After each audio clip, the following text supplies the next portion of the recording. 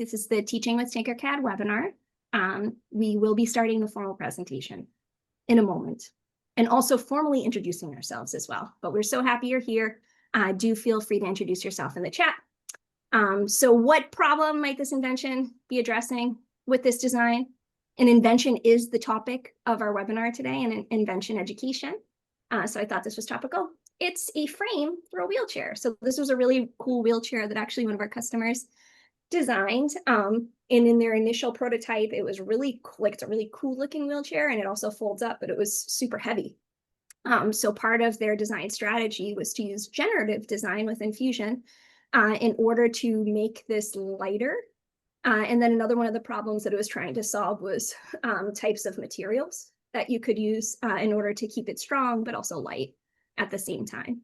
And I bring this up not just because it has to do with invention, but throughout this series, we also, are going to be talking a little bit about, what happens when humans collaborate and try to do creative things in collaboration with algorithms and automated processes, similar to what you might be doing if you're using AI, for example, to do a creative activity. And this is just kind of a way for me, when I was first taught about what generative design is, which is the process that was used to design that frame for the wheelchair, you're not handing over your design process to the computer or computer program or to the algorithm.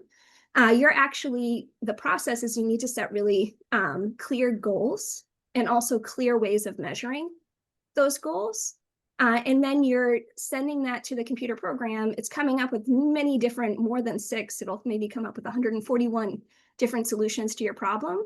So it's an iterative process. They might, you didn't want 141 different solutions. You might have only wanted, a couple. So then you might limit the number of goals and run it again.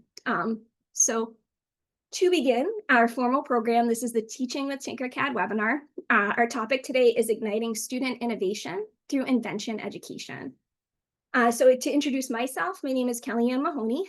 I'm a marketing manager at Autodesk, particularly focused on our K-12 and secondary audiences and Tinkercad. I was a teacher in the Boston Public Schools for 13 years before I joined Autodesk in 2017.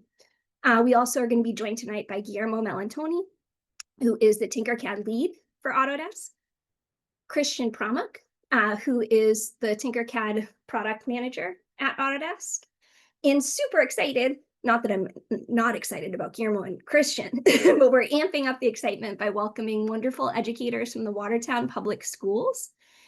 So Dean Poillucci, who's a construction tech instructor, Jason Welch, who's an engineering and robotics teacher, and Laura Alderson, who's the director of CTE in the Watertown Public Schools, so career and technical education. And also our friend Dr. Stephanie Couch, who is the executive director of the Lemelson program at MIT, also known as Lemelson-MIT. So how to participate in this webinar. So you're doing great so far. So please keep lighting up the chat with your interactions with each other, with us, particularly if you have like general comments or like general questions for the whole group. If you have a specific question that's maybe specific to your context, or, I have the Tinkercad team here and I've been wondering this for a while, do use the Q&A tool or the question and answer tool to ask those questions. And there's members of the Tinkercad team here to respond in real time to your questions. So we do have goals for this evening that are specific to this webinar, from explaining the core principles and process of invention education to getting into talking about how we might connect CTE frameworks with invention learning. And our educators from the Watertown Public Schools, in collaboration with Lemelson-MIT, are working on a fun project together that has to do with the construction of their new high school building. So they're going to talk about that this evening as well. Before we do that, Randy is just super curious. So Randy is our co-host. So if you see Randy, he's going to be here monitoring the chat. He's also the poll master. He has all types of questions, and we do too. So we're just trying to figure out what grade level you teach, so we might be able to cater some of what we're presenting tonight to your grade level. We do know that middle school is our sweet spot for Tinkercad, and it's looking like that is the case during this webinar tonight as well. So thank you for participating in this poll. And we are going to do another poll. So Randy, you want to launch the second one? So the second one is just about what subjects you teach or support. You can check more than one box. I can only put 10. So if you are doing something other than what is here, please just let us know in the chat. So click other and let us know in the chat.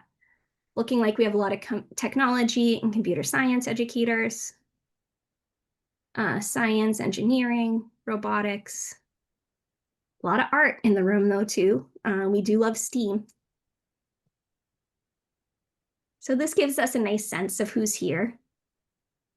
And knowledge of who your learners are is important. And we're all learning together here. So thank you for contributing to the poll. Our agenda for tonight. So we're going to first hear from Christian, who's going to talk about some new fun sketching features in Tinkercad, including Revolve, which is brand new to Tinkercad. Next, we're going to hear from Guillermo, who is going to be sharing a really fun demonstration with really fun design in Tinkercad that moves to Autodesk Forma. So he's going to be showing you the send to Forma function in Tinkercad. Next, we'll hear from Dr. Stephanie Couch, who is going to be talking about why is this topic important in invention education.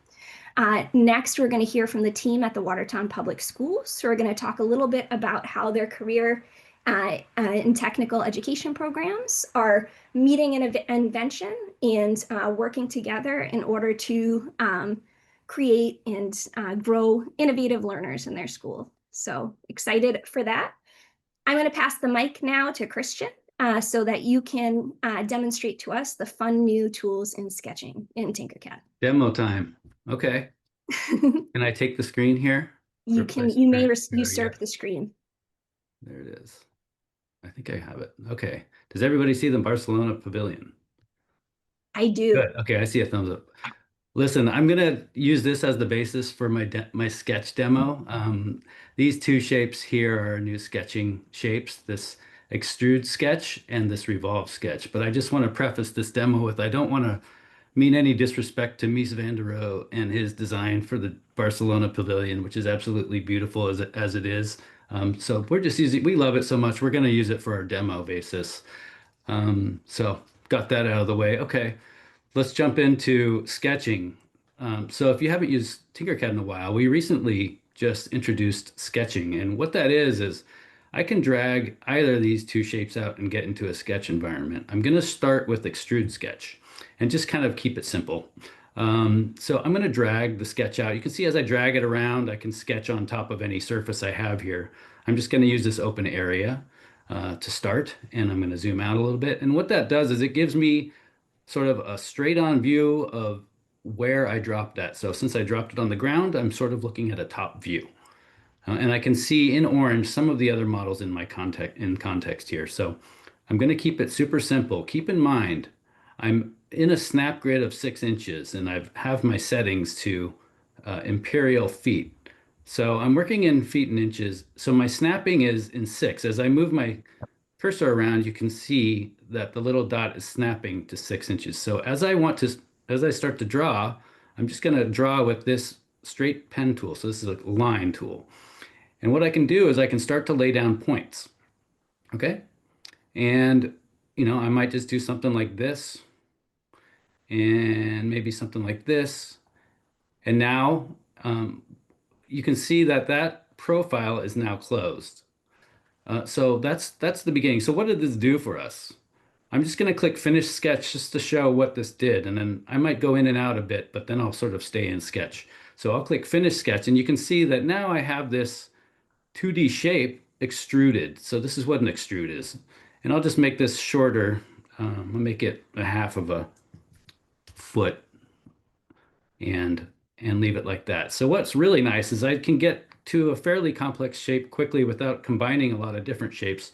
I can sketch it out. And what's especially nice is I can get back in there. So I'll edit the sketch. And maybe I can come in here, and since I have this drawn, it's 16 feet by 16.5 feet. I see I made a mistake here. So what I want to do is go in and edit, modify.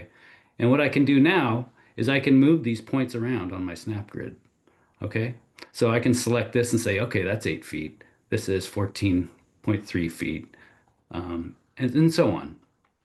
So I'm gonna keep this one quick, just to kind of show that I can do a lot more here. So I'll leave these are all straight lines, okay? Um, what I want to do now is create some curved lines. So if I wanted to, I could come in and I could say, well, let's go ahead and go back into the pen tool to create a new shape. And I can choose this pen tool, which is a Bezier curve. So now I can click and add points, very similar to what I did before. And what I did there was when I clicked, I dragged, and I'm able to drag these handles out, which give me sort of a way to manipulate the curve and how it interacts with the previous point and the next point.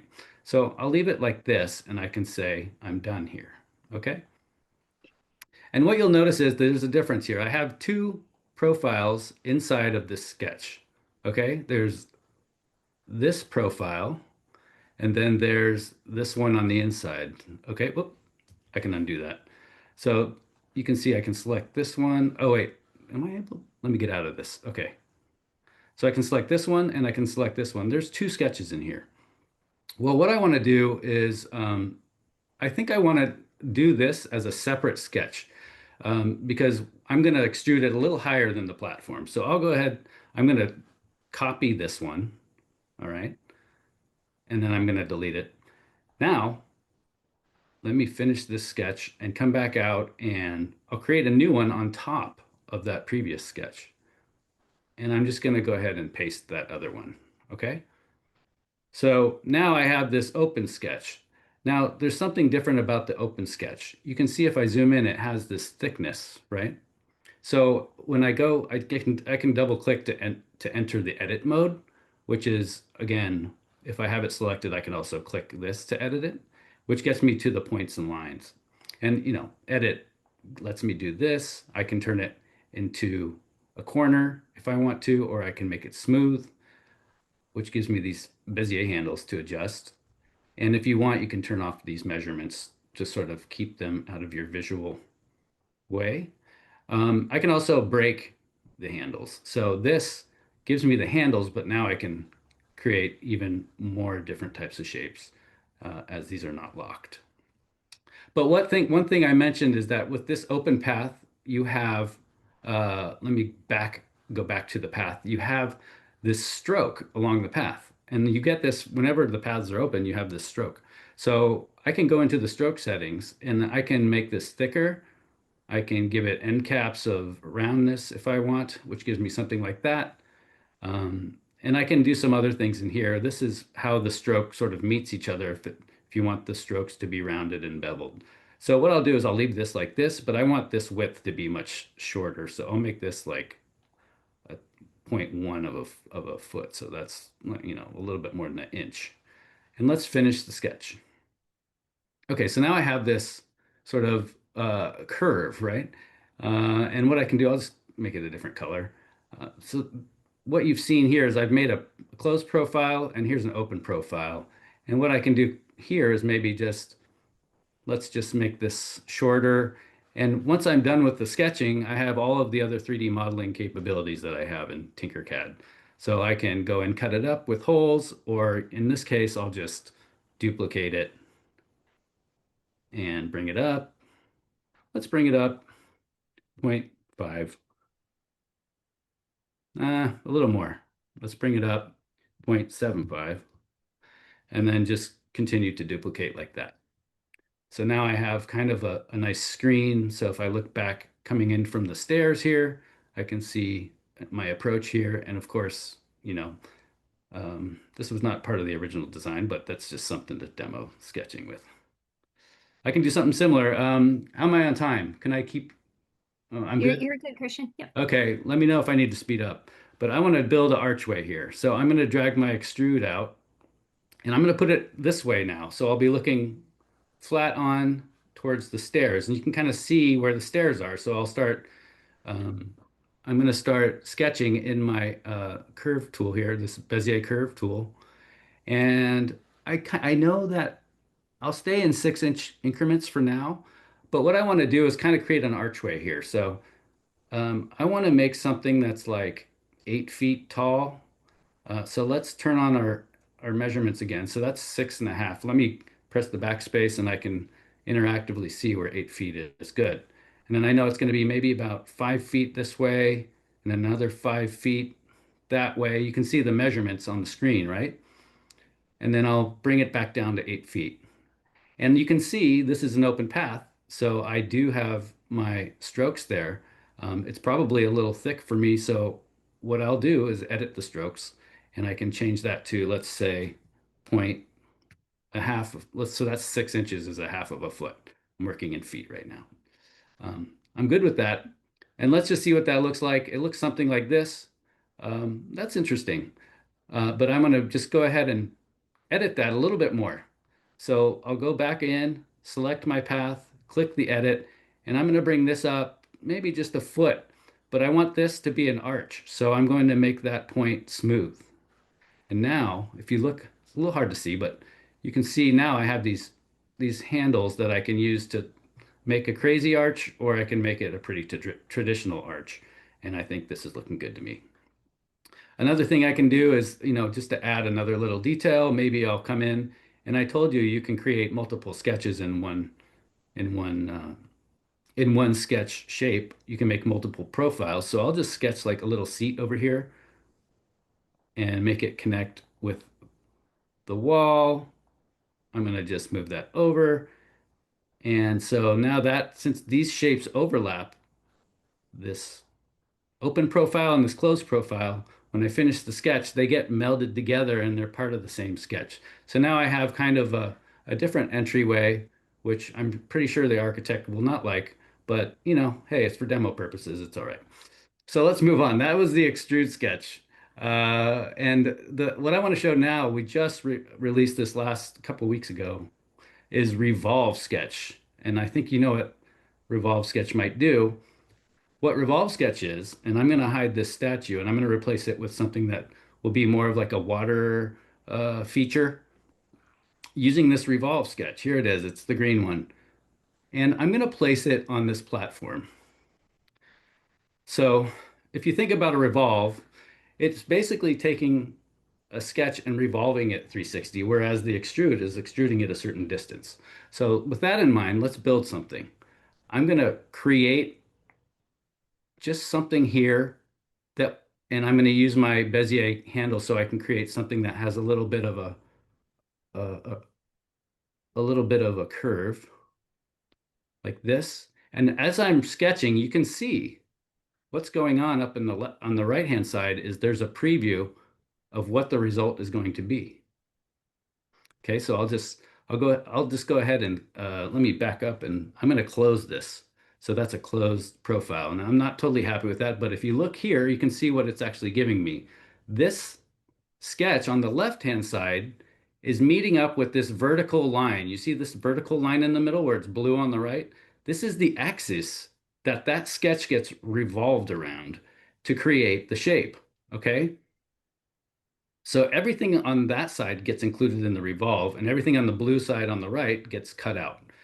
Now, with that in mind, I'm going to get in here just like I did with my extrude sketch. I can edit this sketch just very similar in a similar way. So I won't do too much on this because I know we have so much to do today. So I'll do something like that. It looks like a half of a mustache. That's okay. That's the funny thing about Revolve is once you get it into the 3D, it's not anything really like what you see in the 2D. So you can kind of see that's why we have the preview here to see what's going on. So that's kind of like that, but now it's too big. So I'll just use my proportional scaling with Shift and Alt to get it down into the size right there. And I actually want to do one more thing, and I'm going to do it real quickly here, is again, I can use multiple that's hard to say, multiple profiles in the same sketch. So I'll bring this up here and I can see where my wall is. So maybe I'll go like halfway and I'm just going to sketch something really simple real quick. So I'm going to go up the center line here, the axis of revolution, and I'm going to use my Bezier handle tool, switch to it while I'm drawing to create something like this. And then I'll come back down to the base and close that profile. So you can see now I have something that looks like something like kind of a vase, but it could be also a water feature here. Now, one more thing that makes this especially cool is that so far I've modeled these shapes right up against the axis of rotation, right? So that's what I'm getting. If I take these and move them to the left, you can see now I create a gap there on the axis of rotation, which creates the hole in the middle because these things are being, now it's a foot away, so it's being revolved around a foot. And you can see in the preview that there's indeed a hole there. So if I'm thinking, okay, maybe I need water to come up in here, um, we can do that. So let me just select these and I'll change my snapping grid down to 1 inch and maybe just sort of use my keys to get these right where I want them to be. And that's looking good to me. So I'll finish the sketch. And now I have my water feature there. So these are our new sketching tools, the extrude sketch and the revolve sketch. There's more coming on this, so keep an eye out in our coming releases, but we're really excited about this. Really, the advantage here is that you can sketch out complex shapes without having to, how would I build something like this with, a cylinder and a box and some other shapes, whereas I can quickly sketch it and get those lines exactly where I want with the dimensioning that's included in Sketch. So it's really kind of a game changer and a time saver. And that's it for me. And back to you. Awesome. That was really cool, Christian. And Thank I'm you. sharing my wrong screen. Can you see? You can see the slides now, right? Yeah. Yeah. All right. So do have a chat question. Christian, I loved how it went from it looked like a chips and dip bowl to something so elegant so quickly. So thank Yeah, you. thank you. Yeah, it's hard to predict what it'll be. And so that's why the preview's there and you can really have fun with it. So It's beautiful. We're going to move to Guillermo's presentation just so that we have enough time at the end to get all of our teacher friends to bed on time. But in the chat, please let us know which feature or tool in Tinkercad do your students love the most. So please let us know. And I'm going to pass the mic to Guillermo. And Guillermo is going to move from Tinkercad to Forma. Very exciting to see. You may usurp the screen, Guillermo. I will. You have the power.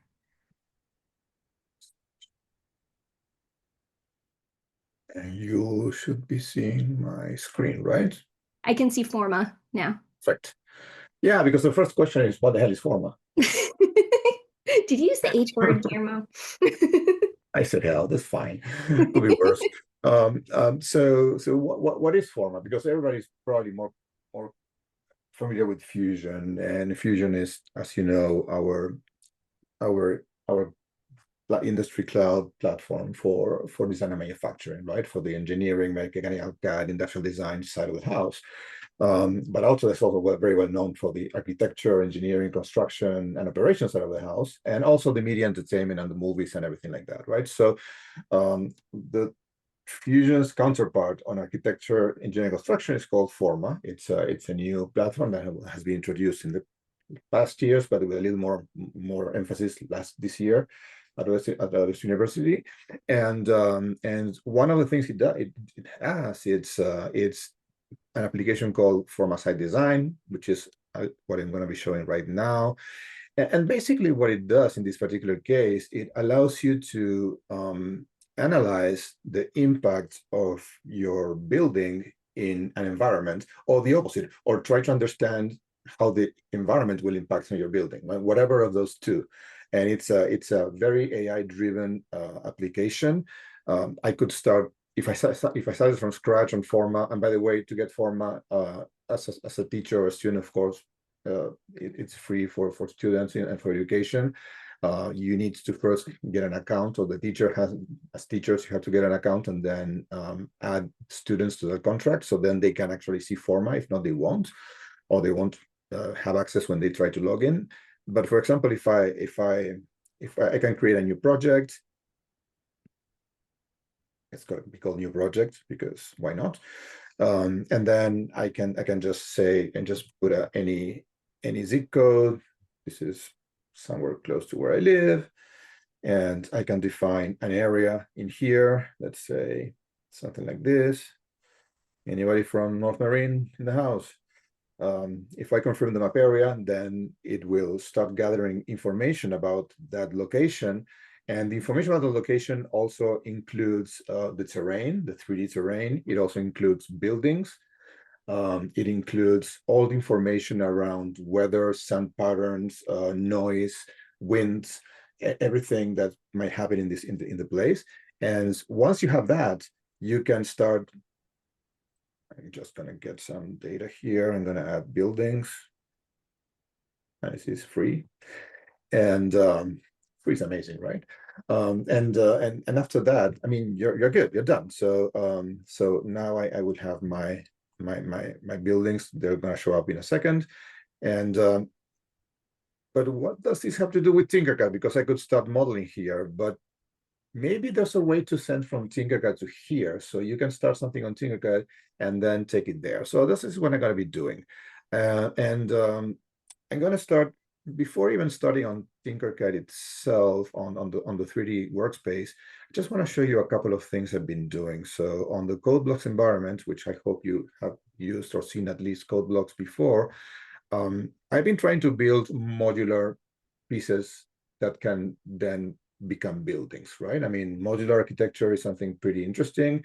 It's easily reproducible. It's good for industrialized construction, right? And I want to say it's the future, but it's definitely a really nice future for more efficient building.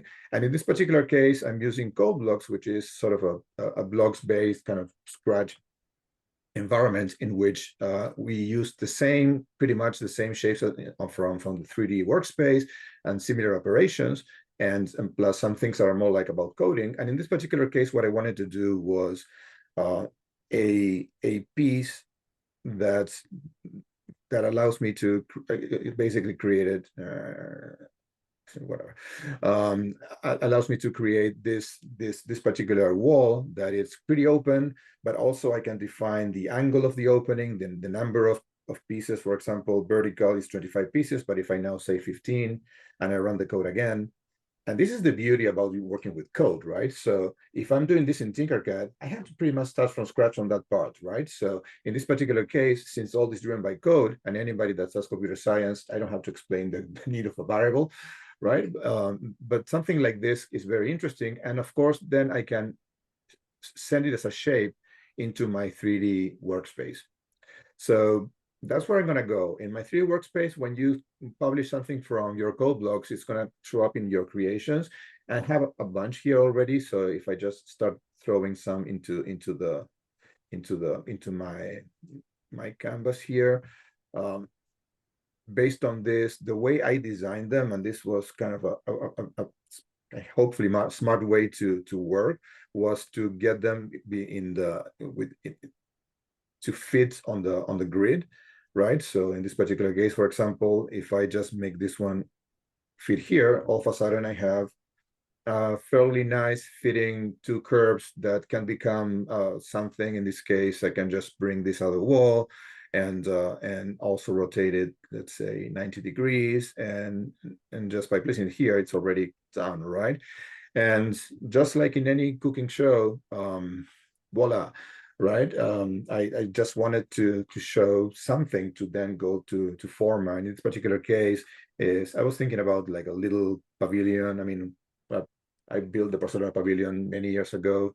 I would say that Mies is not completely rolling his grave after what Christian did on the pavilion. It was pretty respectful. So good job, Christian. Mies is not totally completely mad about that.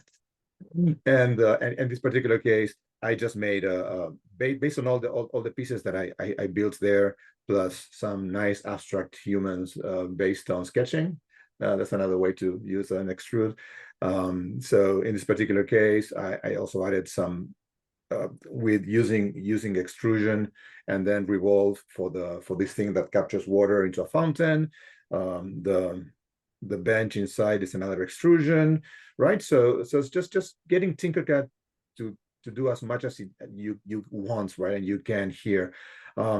Since I'm going to send this to Forma, there are a couple of things I don't want to send to Forma. One of them is the terrain, because there's a terrain already. So why would I need this? I will still want the base. So in this case, I just need to close it. And I had a lot of details that make sense on Tinkercad. But if you're working at an urban scale in Forma, little plans are not going to do anything except just send too much geometry and make it more difficult to work. So I made a bundle with these, which is a way to put things together and not also get the groups of Tinkercad, the union groups, to become too slow on performance, just because it's not necessary to group them as a union. And I'm just going to turn them off. And now, if I go to send to, I have two options here, Send to Fusion, which we have discussed this in previous webinars, which is if I had something more like mechanical, I would send to Fusion, because there I can add more options. I can fill it, I can chamfer, I can send to manufacturing, I can make toolpaths, I can do so many things. And in this case, Autodesk Forma is the option. So before moving on, Autodesk Forma and Fusion will only be seen if your students are over 13 or 14 if you are from South Korea or China. So ni hao if you're still here, and it's pretty early for you. But if not, over 13, they will see this. And they also don't have to be classroom seats. They have to have an account, because we need to understand their age, so we know they're over 13 and show them this. So with that said, if I just say send to Forma, this is just telling you that you need a Forma account. This is why I started on Forma. So as a teacher, if you are interested in using this, first of all, try it yourself, and then add it to your contract in the way that you do it with any other application in Autodesk. And there's a full site that explains all that, and maybe Randy or somebody can send a link to the education portal for where teachers assign licenses. And this was pretty fast. I mean, so this is already saying that this is sent to Forma. So I'm gonna to first projects, and I'm gonna use Watertown, because we have people from Watertown here, and apparently this is the address of the site. So it found the site. I'm exporting to Forma. And I already did before, just in case something went kind of funky with internet, or AWS went down again or something like that. But all is good. So I might just delete the one I already have there and a new one. Yeah. So, or maybe let's add a second one. So here, right? So I want to take this guy, and now I can put it wherever I want, right? So let's say I want it in this part. I can, on the visualization side, I can also choose to see the satellite image. So now it's downloaded the satellite image. Yesterday, when we're doing a rehearsal, because I've never been here, I've never been invited yet. But I realized, okay, this is a parking lot. I'm not putting anything here. This felt weird. It felt like a graveyard. And yes, it was a graveyard. So I'm not putting a pavilion on top of that, just in case. I mean, I know it's Halloween close, but still. And I'm just going to take this away. And this is the one I just made. So I have my pavilion. Of course, I may want to move it around, or I may want to rotate it. So, I mean, yeah, as you can imagine, you can do the usual operations that you would find anywhere. But the most important thing here is just visualizing this is interesting, but the analysis, right? So here, there's a lot of analysis tools. You can also have other tools, for example, let's say I need an area with trees in here. So let me just add something like this. And just and then there's the automation for vegetation about the separation. So let's say this is 10, so I can have more, or let's make it really, really, really dense, like 5, and I can change all these things, and then I can go into, for example, data analysis, wind, noise. Let's work with wind for a second. So this is basically analyzing the area. This is where AI comes in. And just telling me basically, okay, that based on the orientation, that I don't have to really start thinking about what are the most prevalent winds and everything in the area. This is going to tell it for me. And if I started just moving this thing around, or even just making suggestions of where would be the best location for this, I mean, of course, a little pavilion next to a school might not be a real problem on wind. The same would happen with exposure, solar energy analysis, so I can run the analysis. And all this is, of course, happening in the cloud. It's a lot of computation happening in the background, by the way. Some of them take a little longer than others. I just wanted to do wind because it's kind of faster. And the whole point here is that as you're doing these things, you can make more informed decisions of what's happening, right? So that iterative process that we all talk about, right? In this particular case, okay, I put it here. Okay, now I need a little taller or a little bit to the left because it's impacting some things or whatever is happening, right? So in all those cases, here's the analysis already done. And as you can see, all is live, right? So and just trusting that, yeah. And obviously what's happening here is that my roof is doing exactly what I wanted, which is protecting from the sun, right? Pretty obvious, I would say, in this case. But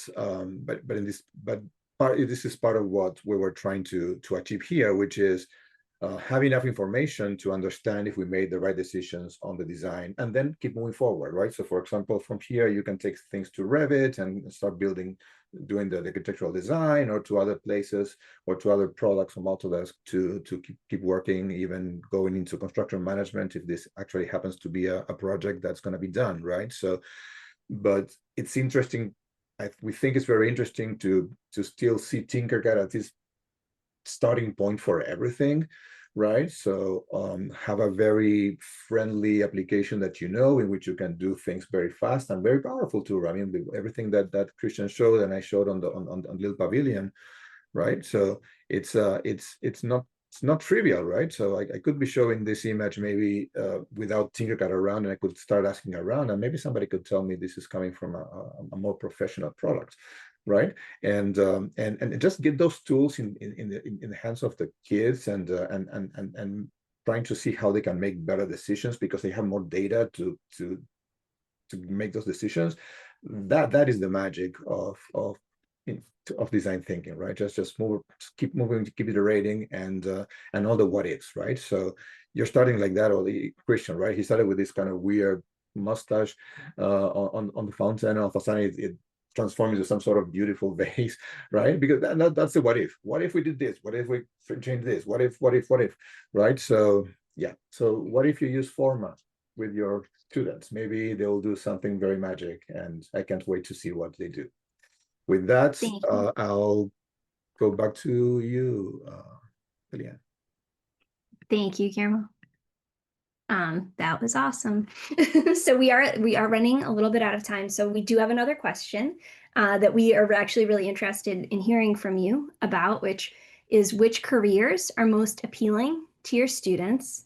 I've read that it's not being an astronaut and might be being a YouTuber, but I'd like to hear it straight from the source. So I know that you are with kids every day, and we're going to be moving into talking about the career and technical education programs at Watertown High School. So I thought this would be fun to share in the chat with each other, and maybe even some commentary on, why you think this is.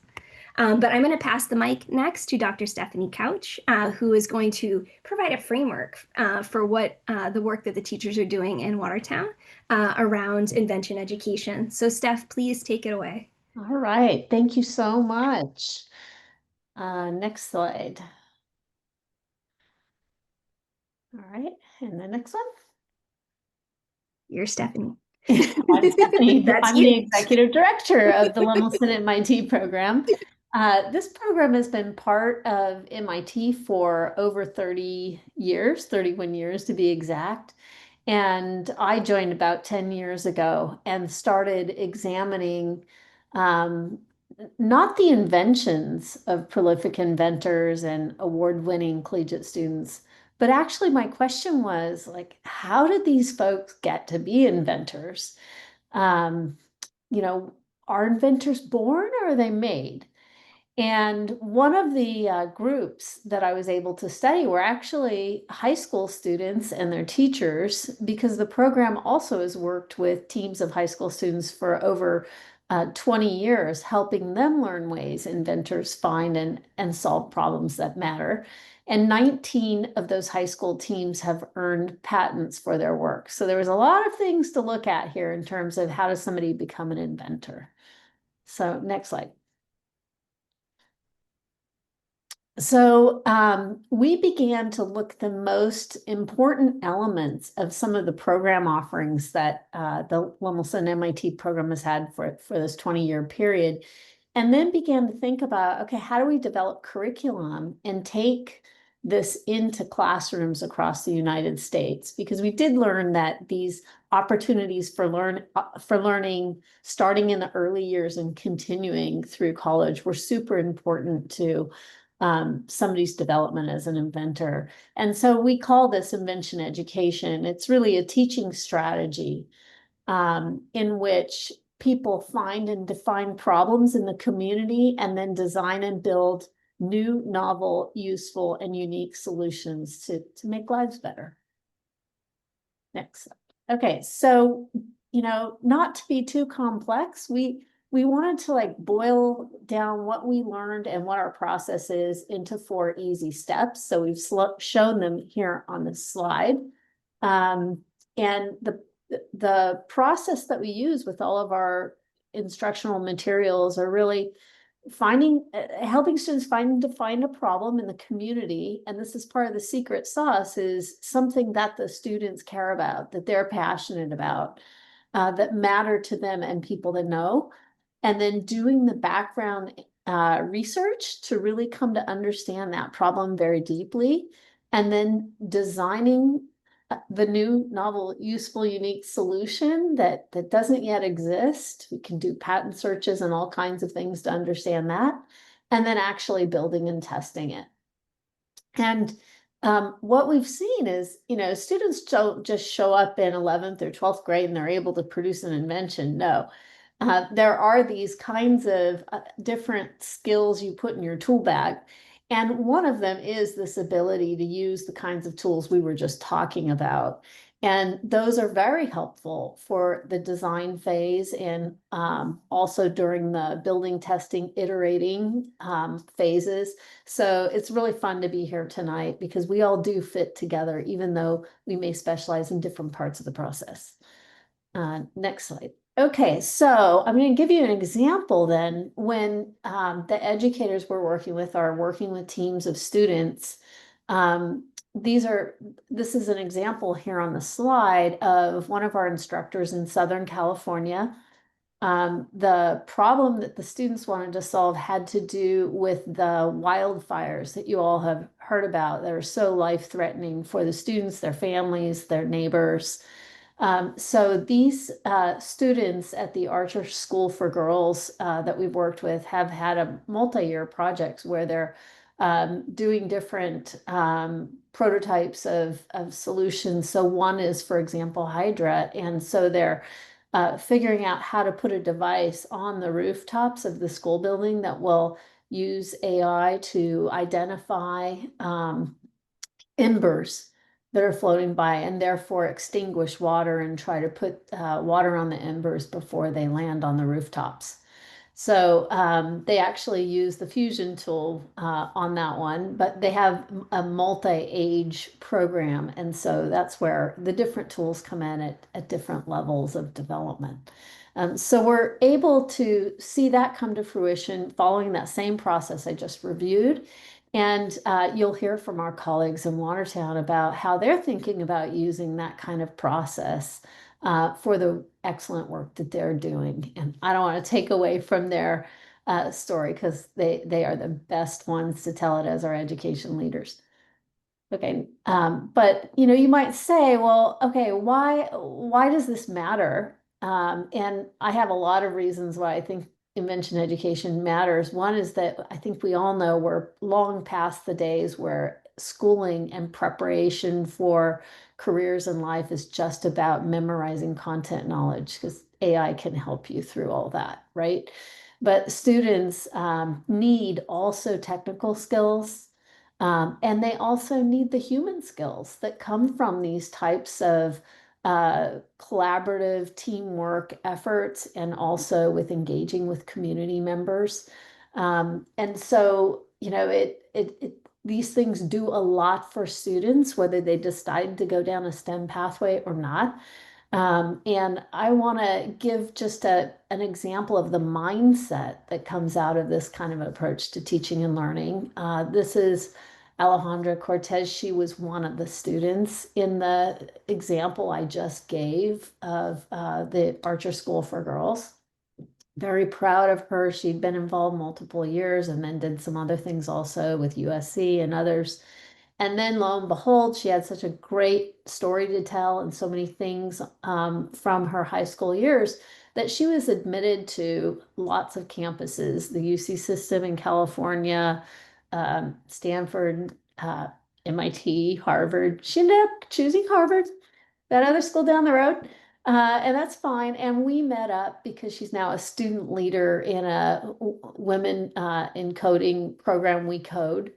And I've had the privilege of reconnecting with her. And I asked her, so, why did you choose the path you chose here for college? And she was exhibiting the mindset that we teach through invention, which was, I wanted to do something that would stretch me, that would make me a little bit uncomfortable.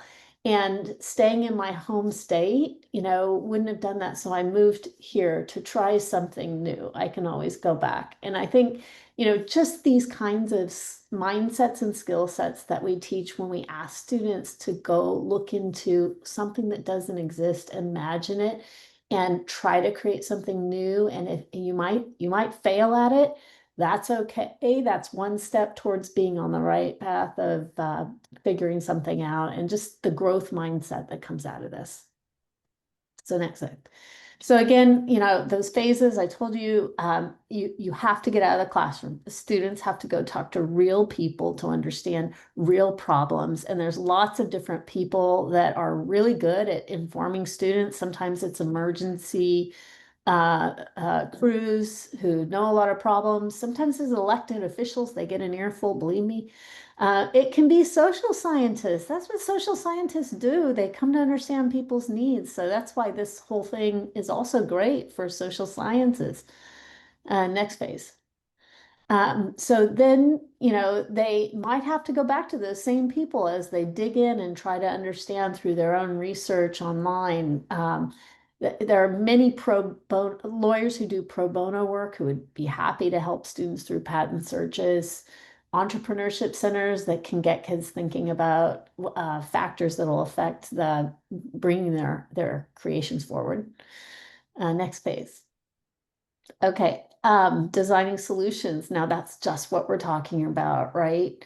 And even in this design process, talking to people who understand materials and how to create things that will be more sustainable than something that maybe exists currently, how to improve sustainability for the environment. Artists, improving design, making it more user-friendly. Architects and engineers, they're in the community. It's so good for students to talk to these people. In one of my research studies, I'm an ethnographer, so I try to understand our own program impact. And, we had these young girls in high school saying, one of the things they loved about this is the first time that they were having a conversation with adults about something real. And that broke my heart, that we have 11th, 12th graders about ready to graduate, and now they're being taken seriously for the first time, but it meant so much to them. Next phase. All right, then there's the building and testing, and you all know what that means. And sometimes it takes multiple times until the prototype works, and then they go through a lull, a valley. They're so sad, and then it works, and the whole team celebrates, and it's like the best part of their high school experience. Okay, next slide. So, people say, well, should we call it invention ed? Because, that's so lofty and nobody believes they can be an inventor. Nobody will use the word. And I don't care what you call it, really. What we're talking about here is how to create creators and problem solvers. And gosh knows, we need more of those today. So students learn to listen and observe, analyze and generate new insights from people and the environment. They use their imaginations and knowledge from researching to design. And then there's all these helpful tools that Autodesk is right here helping to use. So let's use them. So my colleagues are going to share some wonderful examples about how they're thinking about all of this. And I couldn't be more excited to work with an amazing team you're going to hear from next. Thank you so much, Dr. Couch. And just as you're telling your story, I'm thinking back to that graphic that I love so much that outlines the process and just how communication is the link across all the phases. So just loved hearing your story and just thinking about how storytelling can also inform the invention process. So please warm up the chat with this question. I know that my mind is flowing with ideas after hearing Dr. Couch speak. Which strategies or types of projects do you find effective in encouraging creativity and inventiveness in your classroom? So we're not the only experts in the room. You all certainly are too. So do please share with us, but also share with each other some strategies to get your students' invention and creativity juices flowing. So next up, super excited for our team from the Watertown Public Schools, last but not least, but really I think is going to be the highlight of this story that we're telling. So CTE meets invention. So Team Watertown, please take it away. Hi, my name is Laura Alderson. I'm the CTE director at Watertown Public Schools. What you're looking at is a rendering of our new high school, which if you happen to look when Guillermo was putting the pavilion on the Watertown site, the shape that was on there of the large building was our old high school. So this is what's going to be in the exact same spot, our new high school, and it's quite impressive. Massachusetts has made a commitment to become the hub in the United States for clean energy and clean energy industry. And to that end, we are looking at an incredible shortage of people who have the skills to work in the clean energy, from research and development to installation, all kinds of things. So Watertown is particularly forward-thinking as a community, which is a really nice place to work. And when they were designing the new schools, and this is the 4th of 5 schools that is being redone, this one is completely new, they decided that they wanted to go all in, and they wanted to make this a LEED Platinum 4.1 net zero facility. So it is literally like the second in the country, I think. It's going to be quite amazing. And these are renderings from the Architects AI3. We have an incredible group of professionals in the Boston area. And we're going to be leveraging that in our new programs. So we're partnering with MIT, with Lemelson-MIT, to bring not only invention education, but also clean energy into both our pre-engineering program and our construction technology program. Dean is our guru of construction technology, and Jason is our guru of pre-engineering. And I'm going to let them speak. Let's see. There you go. And I meant to say that Watertown is in Massachusetts for people around the world that don't know where Watertown is. It's actually not very far from MIT. Take it away, near Boston. Near Boston, we say. Yes. Yep. Thank you, Laura. I'm Dean Poillucci. I'm a construction technology teacher at Watertown High School, and after spending 30 years in the engineering and construction management world, I joined the education world just 3 years ago. And quite excited about the transformation that Watertown's been going through as a resident of Watertown as well, with my children in the school system. It's really quite exciting what's going on here. So as Laura mentioned, we are building a LEED Platinum 4.1 net zero building, which has many features around energy efficiency, from photovoltaics, ground source heat pumps, air source heat pumps, building-wide energy management systems. And the students are going to have access to all of this technology when we move in. So they're going to be able to see what's going on in real time. They're going to be able to look at some what-if scenarios with some offline workstations. and have visibility of really what's going on to turn this building from under construction to early operation through full commissioning, operation, and optimization to be able to deliver the net zero promises that the building is designed to achieve. So it's really, I think, a great teaching lab that the students can have access to. And as Laura said, this is #2 in the country to achieve this status. And Massachusetts and Watertown have been very forward thinking with regards to energy. If we can move to the next slide, please.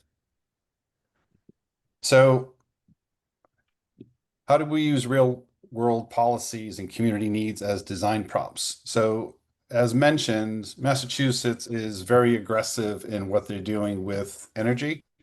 We are a leader in the IECC energy codes and have pretty stringent requirements for building.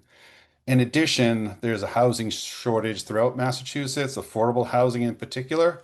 And there's been some recent legislation that has addressed part of that with allowing accessory dwelling units to be built on properties that would only be single family zoned up till now, which can create some relief. So there's a combination of housing demand, energy performance that's been mentioned, as well as an aging and insufficient workforce to meet the demands of the construction and the clean energy sector. And we've developed a curriculum and implementing it actually starting a few months ago, working with Lemelson-MIT to turn the corner on clean energy, the introduction of the invention education process, and several other aspects of our work, both in school and out of school, to give the students as much exposure and visibility as we can to be able to let them understand the real career opportunities that are out there for them, whether their path is through a college education or whether it's through an apprenticeship program and into the trades. There's almost an unlimited opportunity that exists within not just Massachusetts, but probably the entire Northeast. And the growth expectation over the next 10 years is pretty alarming. Okay, we can flip to the next. So one of the key elements, so how do you embed sustainability and clean energy concepts into student invention challenges? So we've in all of the discussions we had about trying to meet the demands of clean energy curriculum, clean energy careers, high performance buildings, and meeting the housing shortages, we've kind of created this high performance building innovators club. The goal of the club is to bring students in. That's the hook, right? Who doesn't want a clean energy building? That's a pretty easy hook, and we've had great success in attracting the students into the club. And really the goal is for them to explore, innovate, and invent within the realm of the high performance buildings with the focus on these accessory dwelling units, which are smaller buildings that could be second buildings, if you will, on an existing home site, and to explore all of the industry standards that drive the energy conservation and the leading edge with regards to the United States Green Building Council LEED criteria, Passive House, which originally originated in Germany, Energy Star, which is a US NIST, National Institute of Standards and Testing element, and then Net Zero, which is on an annual basis to produce more energy than you ultimately consume. So we're kind of melding all these together to develop a standard that the club is going to work towards to understand problems, develop potential solutions, prototype, invent, and hopefully patent an invention that's going to help across these sectors of clean energy, shortage in housing, and shortage in labor. Okay. So it's quite an exciting time, I think, for the Watertown students. There's a lot of energy around this right now, and we've just started, right? We're just turning the corner on this. And so our goal is June of 2027, Stephanie. We're going to be presenting at MIT Eureka Fest our ideas and inventions, right? So it's going to be quite a ride, and it has been so far, and it's all quite exciting. Okay, next. Sorry, am I on this one, Dean? I think yep. Alrighty. So yeah, in terms of curriculum implementation, we're looking at sort of developing a lot of content with organizations like the Massachusetts Clean Energy Commission and Mass Learning and 1.8, and have been partnering with them to sort of a lot of it is just recontextualizing the education that we're already giving, and looking at taking something that's fairly generic, saying reverse engineering like a small wind-up toy. It's like, okay, well, let's reverse engineer a small wind turbine. And just putting it in a different context where we're inviting, one of the first things to think about is function and purpose. So, what is the function? What is the purpose? And inviting those larger, more meaningful, sort of real world questions for them. And we're expanding out as well. A lot of the our sort of a career development focus, as Dean mentioned. There's major labor shortages, particularly in the clean energy field in Massachusetts, particularly with things like PV photovoltaic installs and high performance buildings. So just bringing in speakers to meet with kids and talk about their experience and their jobs. We're also trying to navigate some logistical challenges to open that up to all the students in our school, as these fields are really very heavily multidisciplinary. So we're looking at opportunities to do that. The High Performance Building Club, Dean mentioned, is obviously a tremendous opportunity, but we're finding that it's such the high performance building is it's such a wide open space now, and just there's so many opportunities to innovate, and so we don't want the kids to just look at what's current technology, but what else could we do? Where is the space to make improvements on that? And there's plenty of opportunity there. And we're also working with organizations to get together some education and getting kids some actual proper industry recognized credentials, so they can have some things to put on their resume and go out in the real world and give them that little bit of an edge when they are going out there for looking for employment. Next slide. In terms of putting together pathways and helping kids put together the educational portfolio they need to end up in these careers. What we've done in Massachusetts a really good job. We've created a lot of demand. Now we've got to create the people that are actually going to do this work. There's we're trying to find more and more pathways for kids to do that, and just expanding out the opportunities for students. So we don't want to have necessarily have kids locked into an entire Chapter 74 pathway. We want them to be able to come in and explore some of these opportunities that are out there where maybe they're leaning more towards college, or taking a lot of advanced placement courses and things like that. But open the doors to them as well. So we're also currently working on putting together some innovation career pathways with the Massachusetts Department of Education, and sorting out what those look like to open the doors to more kids. Really what I found over the years is that kids, they want to make a difference. They want to do something impactful.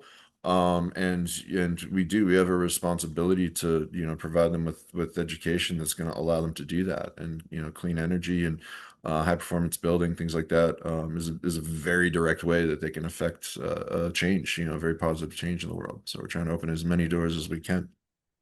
All right. Next slide. Yeah, these last few slides was just some of the work of our students, and it was kind of one of those things that we expected there was going to be a lot of middle school teachers in here, and I tried teaching middle school for about 2 seconds and realized, wow, I'm really not good at it. And middle school teachers are some of the most incredibly brilliant and determined people in the teaching business, for sure. And I know that sometimes on the day-to-day basis, it's sometimes hard to think about, where this is all going for the younger ones. And yeah, we can keep moving through the slides here, Kelly. And this is just sort of the progression of going from Tinkercad and getting into Fusion, and then going on into Revit, and all these wonderful Autodesk tools that we have. And it all really starts with the Tinkercad. And with what we're doing at the middle school level, and have no doubt that it's definitely going somewhere special and important, and leading to something that's going to give us all a brighter and better future. Can't thank the middle school teachers enough for all the hard work that they do, and also Autodesk, of course, for giving us access to these tools as well to make this happen for our kids. Oh, here's some other Fusion stuff too that my kids did. But, all right. Back to you, Kellyanne. Thank you. Those are really cool, Jason. So we are going to move into, so thank you to our Watertown Public Schools team. That was super interesting to see and to kind of just like think about. And I'm already imagining, 1 year, 2 years out, just all the awesome things that your students are going to be imagining and building even. So please put in the chat, 'cause we're going to move into question and answer in a moment. What questions do you have for the speakers or the Tinkercad team? Just really quickly, I wanted to share an article with you that Randy is going to be putting in the chat.